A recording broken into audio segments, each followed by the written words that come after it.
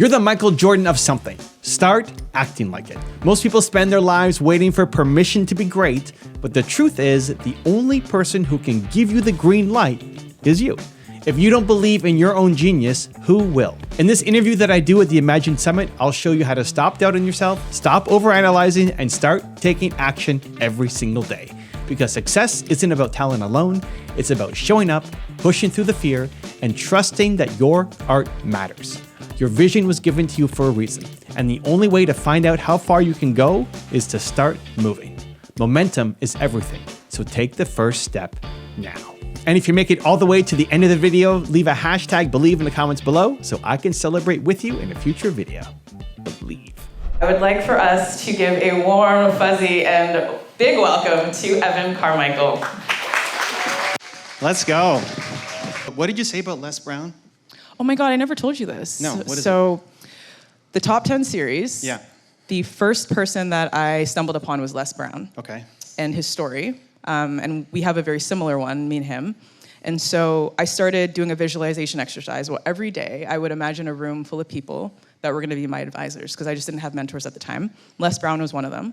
Got it. I was sitting at the Sheraton Hotel one day and minding my own business and stressing out about a grant application. And a man walks in with a Mickey Mouse t-shirt, and he's like, "Hey, I'm looking for a vegan restaurant." And I looked up and I was like, my parents are religious, but I was like, Lord Jesus. It was Les Brown. And he lives in Florida. Les Brown is he's a very established speaker. And so I pause for a second and pull things together, and I'm like, "You've done your work." And I was like, "Hey Les, I know you don't know me, but I'm an artist. I went through one of the hardest chapters of my life, and I have all of your tapes on my phone. I was just wondering what you're doing here." And he's like, "Oh, you're an artist. That's amazing. I'm speaking tomorrow. Come and open for me." And the next day I ended up opening for Les Brown. And it was literally through finding your videos online, and that was how I met and learned about him. So That's cool. What a story, huh? I love it. Cool. yeah. So I want to jump right in. Yeah. I feel like for a lot of the people that I know that know you, they know you about a lot of the work that you do. You have a number of platforms that are just really successful. But you've also had a really interesting childhood. You've navigated quite a bit. And I think that's one of the reasons that I was really excited to bring you in here, because I think you can get people who've just thrived and succeeded in their businesses, but when you can really talk about navigating things like systems, which a lot of artists and folks in this space have to do, I think it's really amazing. And so I wanted to start with a question about a message to your younger self. We did a visualization exercise to really help people connect with like their younger self, and then also a wiser version of themselves. And I was just wondering if you could go back and, give a message to your younger self about navigating the systems that you've had to, in terms of the education system, in terms of any of the barriers that you have, and a lesson today that you feel would really, really have benefited if you knew it sooner, what would that be? Belief. Like if I'm going back and talking to 19-year-old Evan or 13-year-old Evan or whatever-year-old Evan, it'd just be belief. Believe in yourself, not the systems. And believe in your art, and believe in your genius, and believe that you are the Michael Jordan of something. And it's probably not what you went to school for, and it's probably not what your parents do for a living. And a lot of us, in this room, I love talking to artists and creators. This is a great picture of like a quote that says, the earth without art is just eh. I don't know if you've seen that. I've never seen that. That's good. But it's true. It's like, and I work with a lot of artists, and in running the largest dance school for salsa in the country, a lot of artists have the same story as you, of like a struggling artist at the beginning, and I love seeing people break through. A lot of it is just the belief that it's possible and the belief that you can. And so, whatever age going backwards, it's just Evan, believe in yourself more, believe in your art more, believe in your talent more. And I actually used to hate this question when I do interviews. It's, what would you tell your younger self? Because I don't look backwards and I can't go and talk to 19-year-old Evan. But where it actually became really valuable is I recognized whatever you would tell your younger self is still what your older self would tell you right now. Which then makes it really practical. Like, what's 75-year-old Evan? If 75-year-old Evan could come and talk to, how old am I? 44-year-old Evan? It's the same thing. Hey, 40-year-old Evan, believe in yourself more, believe in your art more, believe in your genius more, believe in your Michael Jordan level talent more, like believe in that more, because what you've done is awesome, and it's like you're just getting started. And so sometimes we have a hard, and you do great exercises, imagining yourself in the future, which is awesome.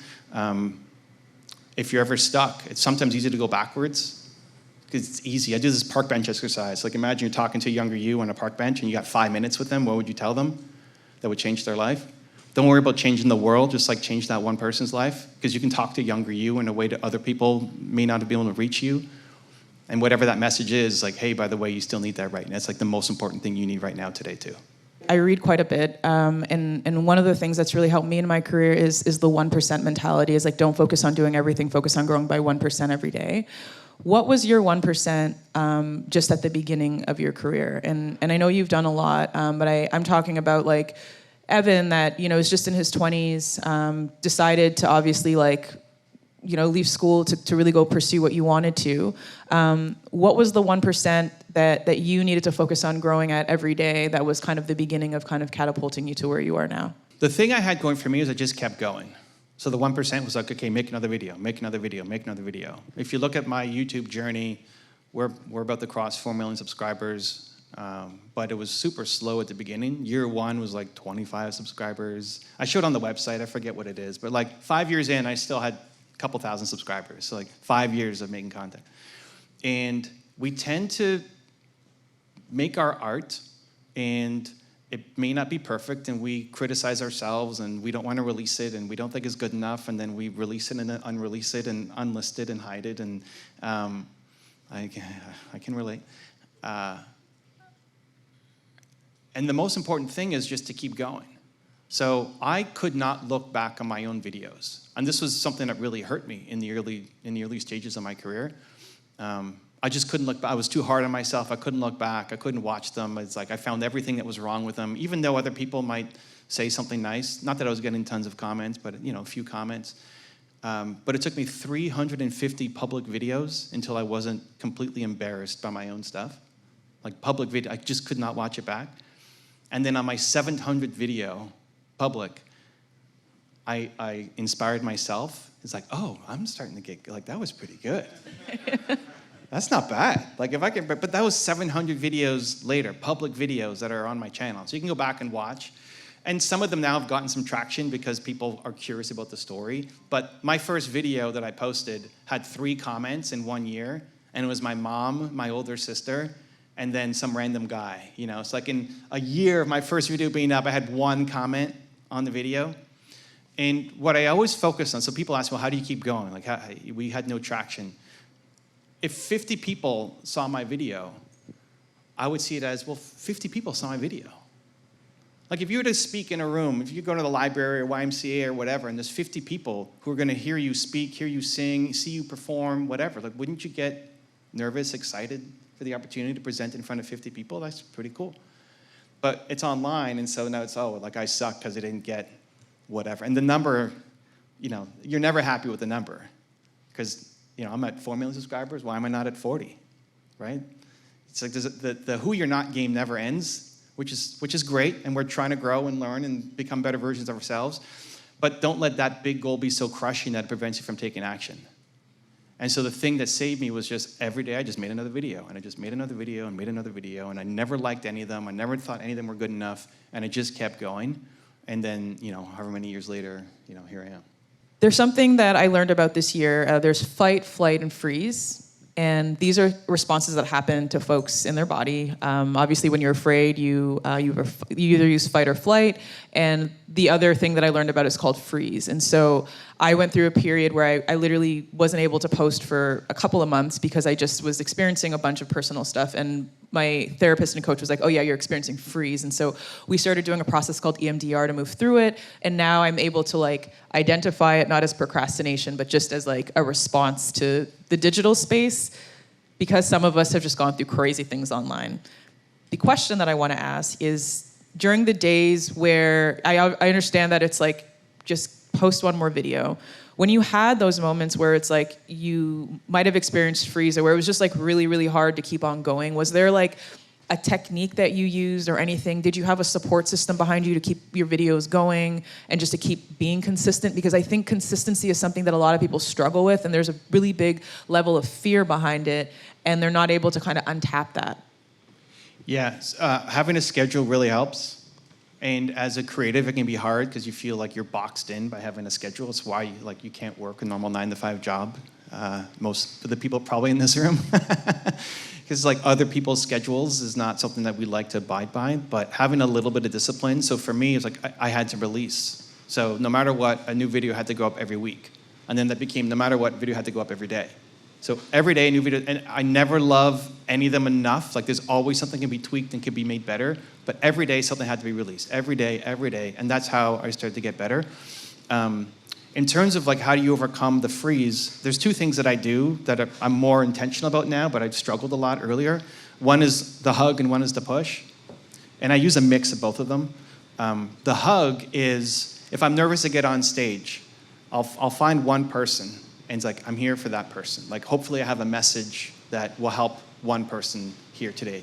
I may not inspire the world, I may flop, I may throw up all over the stage, whatever, but like I'm here to help one person. And that's easier to feel if you have so much pressure, like, oh my God, I need to get 1 million views on this video. That often becomes paralyzing. So default to service, because you'll be a lot more courageous when it's not just you. It's actually selfish not to share your art. Like somebody's waiting on your story. And however that comes out, like I make videos, it's educational videos, but it might be through your art makes people feel. Your dance makes people feel. Your song makes people feel. And so you're sitting there over analyzing every little piece that goes into it. Meanwhile, that could save somebody's life today, right? And so if you can default to service, it forces you to stop being selfish and share your art and view your art as a gift, not in an egotistical way, like I am a gift to the world, right? But just like it can help somebody. Because I think your purpose comes from your pain, and so whatever you struggle with is the thing you want to help other people through. And like you're already an inspiration to younger you. What you've come through to get here is already impossible. But there's other people right now who are currently stuck and they don't see a way out. They don't have hope, like a younger version of you. They don't have hope, and like you are that hope. And they'll learn from you through your art, through your creation, where they won't learn from me or Dominique or Les Brown or whoever, because our stories aren't the same. And whenever I can reframe it like that, and like I'm not gonna make a video because I have a pimple on my face or whatever, right? It's like it suddenly feels, just my thinking is too small. And so the hug is default to service, right? The push is I don't want to accept limitations. And so I don't want to live in freeze. I don't want to be the person who freezes. And so I have 3 words, scary, difficult, or hard. If I catch myself saying those, believing those, whispering those, writing those, then I have to go do the thing just because I don't want to be the person who shies away from scary, difficult, and hard. And so I remember doing a speech where the last speech I did before COVID hit, it was in Whistler, and all the speakers nobody knew who the speaker, even the speakers didn't know who the speaker was going to be. And I get there morning of, and I find out that I'm speaking after David Goggins. If you guys know David Goggins, who's like the most intense human alive. And then me, and then afterwards is going to be Peyton Manning. For any sports fans, is like among the greatest quarterbacks of all time, probably top 5, right? So it's like David Goggins, me, Peyton Manning. It's like, what am I, like imposter syndrome sets in, freeze like crazy. What am I doing here? And I use both. It's like, well, I'm here to serve. I'm here to help. What does Peyton Manning know about YouTube and spreading the message, right? Like 0, right? So I'm going to go and I'm going to help. And I'm just looking at some faces, and I'll like pick a face. I'm here to help her. I'm here to help him. And then the push of that, like, I don't want to be the person who is running scared, who doesn't do the things that are difficult. So I used to spend a lot more time in freeze. But the fact that I'm feeling the freeze means I have to do it, whether I win or not, just because I don't, the Doritos example, like I don't want to accept these limitations and these labels. Let's talk about service. So I've met Evan through a number of different in a number of different ways. First, it was online, and then he used to do this really wonderful like event at his salsa studio where he would allow entrepreneurs to come and meet community. And more recently, I was brought in a room that was very uncomfortable, but that actually helped transform my entire perspective. And so you created a space where you allowed a mastermind to happen and where you allowed entrepreneurs to sit in a room where for 3 days, your job was to support other community members, other entrepreneurs, and to give feedback about how they can TEDx their business. The first day that I was there, I literally went in the bathroom and cried because for the first time, I was in a room with people whose businesses were way bigger, who weren't talking about grants, which is a system that we rely on in Canada, and who were talking about growth in ways that was very uncomfortable for me.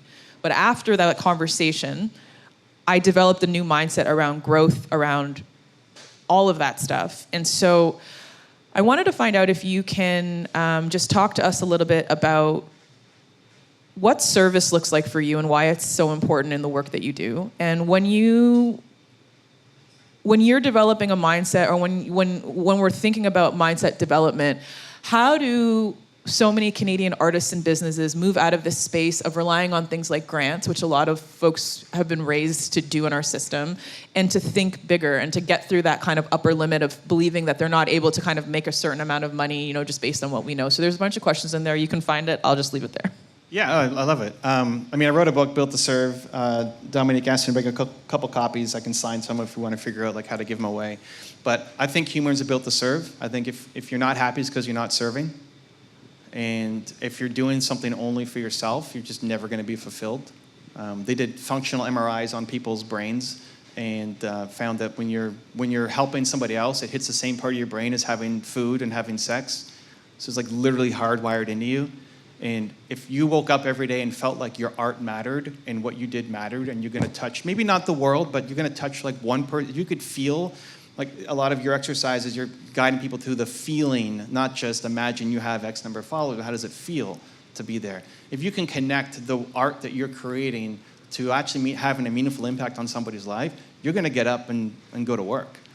Where if you woke up every day and felt like, I don't matter, this doesn't matter, nobody cares, this is useless, I'm not helping anybody, it doesn't even matter about the YouTube subscriber goal or anything else. That's the path down the depression, anxiety, suicide. People just don't feel valuable enough. But it's not enough to feel valuable to yourself. It's, I need to feel valuable to other people. I need to serve. And so we're all hardwired to serve, and we serve through our art. And what you said in framing the question, say, well, this is how it's done in Canada. People use the grant system. Well, some people do, but not everybody. I've never done a small business grant ever in my life. I run a dance studio. It's art. And we've never done any grants. So some people do it, but a lot of people who have massive success never use the grant system. It's just believing that you can, that there's a different way to do it. And so how do you believe in that? Well, I would say trust in your art. If there's one lesson that I think, at least from here, that I would implore you to write down is trust in your art. Because your art is crazy. It doesn't make sense. But it's not supposed to make sense at the beginning. Even you talked about the top 10 is that's how you found, this is a video series I do, top 10 rules of success, that's how you found me. I didn't make a top 10 video until, 5 years in on my YouTube career. And that came because a friend of mine, Mark Drager, did this post about Kanye West and Taylor Swift a couple years after the whole I'm gonna let you finish thing with Kanye. And Mark, man, you could learn a lot from Kanye. And one of my favorite things to do is take somebody who's had more success and not look at all the bad things about them, but take one thing that I can learn from them. And so I decided to throw away my day. I had other stuff planned, and I'm gonna make my first top 10 was Kanye. Kanye West, top 10 rules of success. Just for my friend Mark. Logically, it made zero sense for me to do this. And so we found clips and told stories. And example, John Legend. You guys know John Legend, right? Legendary, right? Feels like the most humble person of all time. I don't know him personally, but he seems super nice and kind. So young John Legend is hanging out with Kanye in Chicago. And first it's weird that they're friends. How is John Legend friends with Kanye? It just hurt my brain a little bit. They seem like different personalities. But John Legend's name is not John Legend, it's John Stevens. Don't ruin this, okay? Okay, continue. I'm like, You know this story? I don't, but I'm Okay. like, I can't see John Legend as John Stevens. His name is John Stevens. You go look it up. His name is John Stevens. And they're sitting at a bar in Chicago. And John Stevens, at the early part of his career, like he hasn't taken off yet, nobody knows who he is telling a young Kanye, I feel like I'm part of a different generation. I'm like from the Sinatra era. Like this isn't my era. And Kanye says, you should call yourself the legend. And John Stevens, I'm getting my hair standing up. John Stevens says, I can't do that. Like, I'm just getting started. Who am I to call myself a legend when I'm at the beginning of my career? And so Kanye convinced him to change his stage name to John Legend. And so even if you hate Kanye, you think he's a whatever, and all the stuff in the news now, yada, yada, cool. I don't care about all the things that I don't want to learn from somebody. Like, what's the one thing that you can learn from somebody? And so we put that clip, in the video. And like, are you as good a friend to your friends as Kanye was to young John Stevens? Do you believe in yourself and your friends like Kanye would to say, call yourself a legend, right? And so I threw away my whole day to make this video on Kanye just for my friend Mark, because he pissed me off with his article he wrote like 4 years after the Taylor Swift thing. It said, Mark, you should learn from Kanye. And I put that up and then went back to my usual other creator stuff. And it started to take off. And people said, hey, can you do a Jay-Z? Can you do a Jeff Bezos? Can you do a whoever? And it's like, yeah, like I can do that. And so like it started this whole thing, and that's the only reason why I'm even here on this stage, because she saw that video that led to an opportunity with Les Brown that then like I'm here, right? Why? It's like trust your creative vision. You're getting these ideas. I believe that great ideas flow through you, or at least I believe great ideas flow through me. And when you come to an event like this and your vibration gets raised and your belief gets raised and your confidence gets raised and you get an idea, like how many of you have gotten an idea for yourself already from being here of like what you want to be doing next, right? That's the best idea for you. And you know what happens when you go home? All of the talk comes back. You wake up tomorrow morning and it's like, I don't know, like I don't think I could do that. And then your parents and your friends, even if they love you, like your parents probably love you, probably, but maybe not, I mean, hopefully. But like, why would somebody who loves you tell you can't do something? Because they're scared. And you've adopted their scared mentality, right? And their version of love is seeing you like have a safe, successful career. But you get these ideas, right? And like, it's the best version of you coming through to you. Like, you have to honor that and go do something about it. And so like the best thing you can do now is commit to doing the next step, commit to somebody else. Make the phone call, send the email, record something and post it. Like take whatever that small 1% imperfect action is, because you're in a higher level right now, your mindset, your belief system, like this is what you're actually meant to do. And so at least that's what I believe. So when I get great ideas and I'm in a bold state, it's like that's actually the thing that I'm supposed to be doing, and everything else is secondary. So I went on this rant. I don't know. Hopefully that was helpful. Rant away. You rant away. But it's like trust your artistic vision. Like trust that it's a good idea. And it may not be perfect the first time out. But if you keep on it, like it was given to you for a reason. And it's selfish to hold on to it and just keep it in this locked box. And use this event as the opportunity, as their permission to say, you are amazing at this thing. And you haven't figured it all out yet. But you don't figure it out by just sitting on a bench. Like you figure it out through the doing. And so you have to start releasing and start creating. And it's going to suck at the beginning. Like, why do you expect to be great out of the gate? It doesn't mean you suck as a human if your song, doesn't take off. It just means you suck at the skill. Well, how do you get better at the skill? You practice. You release more. Right? And so if you can use this opportunity to trust in your creative genius and believe that you are the Michael Jordan of something, but don't leave this place and go back home and fall back to your existing life. Like, do something here. Send an email, make a commitment, post a piece of content, whatever, just to start building momentum. Because I think most people, the thing that they're missing is just momentum. Like, you have a great idea. You could be genius. You're just not taking momentum. And the hardest step is that first one. And adding to that, I learned that one of the biggest differences between folks that are, thriving financially, thriving in their lives, is just acting on an idea. It's it's literally acting on an idea. And all of you have ideas right now that you're sitting on that you haven't put out because you're waiting for validation. If I tell you that when I told people that as a recording artist that I had a dream of creating, a wellness summit that merged neuroscience, entertainment, and wellness, people were like, good for you, go live your best life. One person I spoke to was like, this could be one of the biggest conferences in Canada if you actually see it as that way. And in the span of 3 years, we have expanded the summit to now be on track to emerge as one of the largest, with this being our first launch. So I want to build on what Evan's saying, and the reason that I also brought him in is it's not that he's just someone who has had everything given to him in his life and he's just where he's at because he's just had a lot of privilege. He's someone who literally started out with the highest level of adversity through the education system, through teachers telling him he wasn't capable, through people telling him that his dreams weren't possible. We've all gone through that.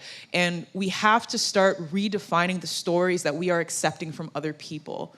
It is no one else's job to validate your dream. It is your job to do that. And if there is a takeaway from this to add on, Evans, is stop waiting for people to validate your dream, because that thing that you're sitting on is literally what's going to transform your life if you act on it and if you believe in yourself. And when you stop believing in yourself, building on this theme, you have to find systems to remotivate you. Gratitude in the morning, starting to listen to top 10 videos that are not from people who have never been in the space that you want to be. But I started listening to the top 10 videos every single day because I said the top 5 people in your circle define where you're going, and I don't have those people. So I'm going to start listening to Les Brown. I'm going to start listening to Tony Robbins. I'm going to start listening to Eric Thomas. I'm going to start listening to Evan.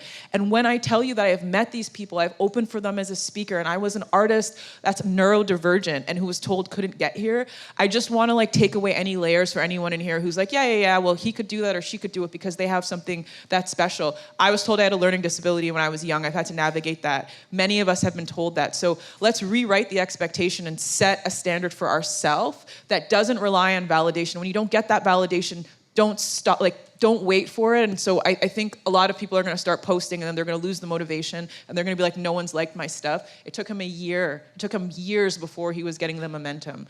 There's my rant. Let's go.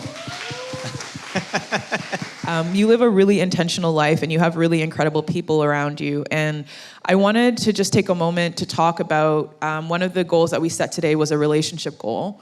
Outside of the business and the personal and the money, how do we start building the life that we want as creatives, as entrepreneurs, as folks that are where we need to be? You're married, you have a beautiful home, you are doing what you love, and I'm sure no one's life is perfect, but I think that you have found and created something for yourself that's not just in your business, but it's in your life. Can you just talk about building an intentional life? How do we really work toward finding the partner that we're looking for to be a part of our business, to be a part of our journey so that we can grow in one area, but that we can also invest in our personal life and what we really want for ourselves as entrepreneurs and as creatives? Yeah, okay, let's see how quickly I can answer that question. Let's start with a life partner. Your life partner may not be in your business with you. Yeah, I love it. I mean, Nina, when we started dating, she was not part of my business. She worked in HR. She had a 9-to-5 job. There was no intention to bring her into the business. I didn't need to marry an entrepreneur. And it was only when I did a 23-city tour in 90 days in 2019, and I wasn't going to go leave for 90 days without my wife. And so she left her job to be our tour organizer. And after that, she never went back to her job. And we just work out super well together. I think it ultimately comes down to communication. But in terms of partnerships, life partners, there's 4 types of people that I look at. And the first one are people who are actively suppressing your dreams. They're telling you why you can't do this, right? And those are the worst people to be with. You don't want people who are actively suppressing your dreams. Even if they don't care about your music or your art, if somebody's telling you can't do something, you want to be as far away from that person as possible. If that's your mom, some people cut them out of their lives or at least limit exposure. But if you're talking about your life partner, you get to pick. You didn't pick your mom, but you get to pick your life partner. So anybody who's actively against your dreams, you don't want to be with. The second one is the people who are passive aggressive. So they're not super actively against it, but they're like, oh, you're going to go to that event? And who? Oh, Dominique. Oh, she's got that blue hair. He's kind of a weirdo, right? It's like not actively against you, but like we know the vibe, right? It's like, can you just be a little more supportive? It's like these passive aggressive jabs at you, right? You don't want to be with that person either. So those are on the negative side. Then we start shifting towards the positive side, and the next level up from that is people who support what you're doing. And it's like, yeah, you should go to that event. You should go hang out. You should go, you should go record your song, right? And then the last level is where they're actually your cheerleader, where they're saying, hey, like, can I come with you I don't understand anything about this, but can I come with you to the event? And Nina and I have been together for, 12 years. The thing that hit me at the beginning, because I was in 2 long-term relationships that were 5 years long each before Nina. I've only been kind of a long-term relationship kind of guy. And when Nina said, hey, can I come with you to your event? It's like, yeah, but it's going to be super boring. They're talking business. She's in HR, right? It's entrepreneurship. It's going to be super boring. I'm going to be hanging out with people afterwards. It's like, no, I just want to see what you do. It's like, oh, okay, yeah, whatever, sure. And so she came, and she sat in the front row, and it's like, wow, this feels different. Like, it hits different. My other relationships were great, but it's like, this is a whole other level. Like, to have somebody who actively supports what you're doing hits different. And you for them too, by the way, right? This isn't a one-way street. Like, are you supporting the dreams of your partner, even if it has nothing to do with art, or entrepreneurship or creativity? They want to do their own thing. Are you actively supporting them? And so as I run relationships through like that filter, we want to at least be in the last 2 categories. But if you find somebody who's definitely not actively against you and definitely not kind of passive aggressive towards you, but at least supporting you versus like being a cheerleader for you, man, it's so much easier to go and do great things when you got somebody in your corner cheering you on. So that's for relationships. So like in people in general, I have a phrase that I use for myself and that I share. I like to collect good people. And so some people like collect baseball cards or sneakers or whatever. I like to collect people. I collect good people. I just like having good people in my life. And I try to find ways to do things with them. So Dominique came to one of my events, I don't know how many years ago, like 3 or 4 years ago, 5 years ago, I have no idea. And we weren't like super in touch since then. And then I was running this event that I had, for whatever reason, I just thought of Dominique. Oh, maybe I should invite Dominique. This is again like, why? I have no idea. When was the last time I even talked to her? I have 0 clue. But she's in my head, so I'm going to trust that vision, and I'm just going to ask her. Right? And I need to add this, and this is about opportunities and showing up, okay? So Evan messages me. He's like, hey, Dominique, I have this thing happening. Do you want to be a part of it? And I was in the midst of label conversations, and so there was an executive in town, and I was like, yeah, I can do it. And then I messaged him back, and I was like, hey. He's like, okay, you have to be available for these 3 days. And I was like, cool. Then randomly, I decided to message him to be like, hey, I have this really important meeting. I can probably just like come for a portion of the day for the next one. And I got a response that was like, it was nice language for, if you needed to think this through a little bit. And I sat down and I was like, wait a minute, is it really worth it for me to not fully commit to this opportunity and to try to be in multiple spaces at once? And I ended up canceling that meeting and going to this. And I heard through the grapevine that someone was like, I'm pretty sure if you had taken that meeting, you would have been removed because people who are getting these opportunities need to be here for all 3 days, and Evan doesn't offer these regularly. And so I just wanted to add that you're going to get opportunities and you're going to be tested, and you're going to be offered multiple opportunities to be in different rooms. And you really need to be intentional about not trying to be everywhere and about really focusing on what's going to serve you the best. A label meeting, which is like, I can do this at another time, or I can sit in a room and have my career, be up in the air with someone, or really taking the time to invest in my professional development. And I chose that. And because of that, I now have a friend, and I also was able to get Evan here. Evan doesn't take speaking opportunities regularly. So just pick the rooms properly. Yeah. This is great. It's like we're making an album here. Album. Just collect good people. Yeah. Right? And so we tend to spend too much time overthinking. Why was Dominique coming into my mind? I don't know, but I'm going to message her. And maybe she comes, and maybe she doesn't. Whatever. Another great opportunity will come through my life as well. So then my videographer, Justin, was asking, like, so what's this event we're going to? You know, what are you doing? And like, well, there's 3 different events that I'll do. One is because you're getting paid to do it. You know, it's like some corporate sponsorship, whatever. You go and you speak. The second is because you believe in the cause. And the third is because you believe in the person. And so it's like, I actually didn't even, when Dominique wrote and said, hey, I've got this event, can you speak at it? It's about yada. I was like, yes. Like, I don't even know what we're speaking about. Whether there's 3 people in the room, 100 people in the room, Dominique asked, assume I'm available, like I'm free, like yes, so we'll make that happen. Because I like to collect good people. And so it's like sometimes it's awkward, you know, it's like I'm trying to find ways to do something with you. But when you're around people who are awesome, like great things happen. And so I'll fight to try to find ways to do something with somebody that I just feel connected to. If there's somebody here who you mess with, it's like the energy is on point for whatever reason, but they're in a completely different field, like find a way to stay in touch. Ask them for coffee.